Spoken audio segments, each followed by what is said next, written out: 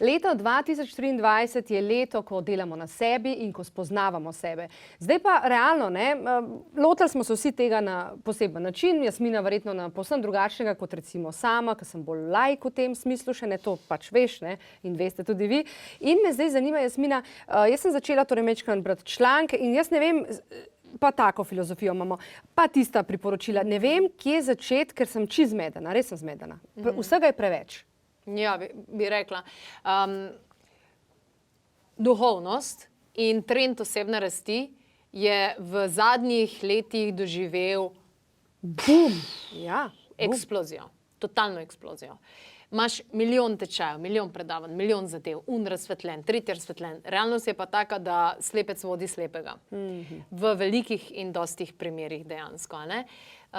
Pri vseh poplavah informacij in poplavah knjig je pomembno upoštevati eno zadevo in to je pejdi k viru, pejdi k viru, pejdi k viru. Ti gledaš eno knjigo, pa vidiš, kaj so viri te knjige. Pa greš pogledati uno knjigo, pa vidiš, kje so viri tam. K izvoru gremo. Ja, greš k izvoru greš. In pri izvoru je pa tak ene par knjig sam. A veš? Ene par knjig. Recimo, če začneš s Seneko, evo, iz Seneke je verjetno bilo napisane 1000 knjig. Se pravi, greš tukaj pogledat.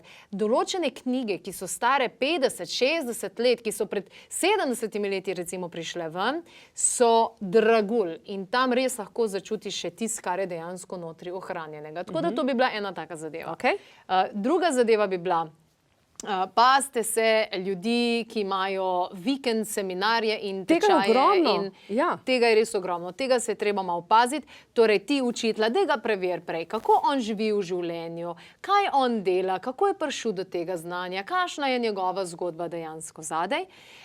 Potem pa kar je treba vedeti, recimo, ti imaš ene zadeve, ki jih lahko narediš enkrat v življenju, pa ene zadeve, ki bi te hotele vzdrževati.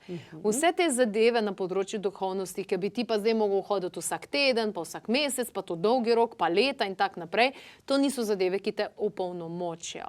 Načeloma je pravi učitelj tisti, ki te nauči sam delati stvari, ki te nauči in pripravi do tega, da ti ne rabiš njega, pa njegove energije, pa njegove ne vem karkoli pa že. Na vsak teden, ne? Ja, v tem smislu. Dobro, če greš čez eno zadevo, nek proces, ja. To je ena taka zadeva, ki je pomembna, sicer pa poanta vsega skupaj, poanta duhovnosti je v tem, da ti spoznaš boljše samega sebe. To je point. Ampak težko je priti do tega, če nimaš izkušenj. Osnova, recimo, katere zadeve, ki so osnovne, so recimo astrološka karta, numerološka karta, na podlagi datumov, ko se gledajo določene zadeve, kako so v času tvojega rojstva, ker to je pomembna zadeva, kako so bile zadeve postavljene, kaj se je dogajalo in tako naprej. In tukaj bi izpostavila eno orodje, ki se je pojavilo in je super za začetnike. Res krasno. No, povej že, jaz sem čisto zdaj na trnih. Gre za kombinacijo, osebna koda.si se imenuje. Osebna koda. Ja, ti greš tja, nekih 10 minut rabiš, da izpolniš zadevo, rabiš točen podatek, tudi kdaj si se rodil in podobno. In ne stane tukaj, mislim, da je nekih 20, niti 30 evrov ni. Skratka, zelo malo denarja, ker sicer recimo, če si daš samo natalno karto, te pride takoj 100 evrov. To je vse čez 100 evrov, ja. Tako. In tukaj pa v bistvu daš nekih teh 20-30 evrov in ti dobiš celo kodo svojo matrico na desetinah strani, kjer zveš ogromno stvari, kjeri so tvoji spirit animals, rastlinski svet, kako je z barvam, kaj pomeni dan v tednu, kakšne so tvoje predispozicije, Super, ki te ne zapečatijo, ampak da ti veš, ok, tle so moje šibke zadeve, tle so moje...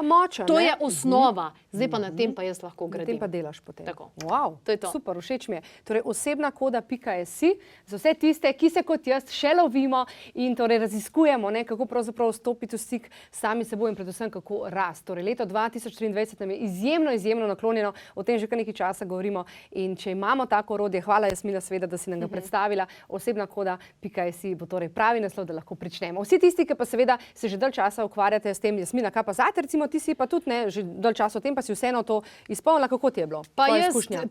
Ja, to, osebna koda. Ja. Osvežujoče. Določene zadeve, ki sem jih že slišala, pa sem jih tam slišala, pa sem jih še enkrat mogoče videla, oziroma sem jih pogledala, mi je bilo ono, kada se sestavljam, kaj skrb sestavlja. Torej, potem je praktično osebna koda namenjena prav vsem. Hvala, Jasmina. Hvala.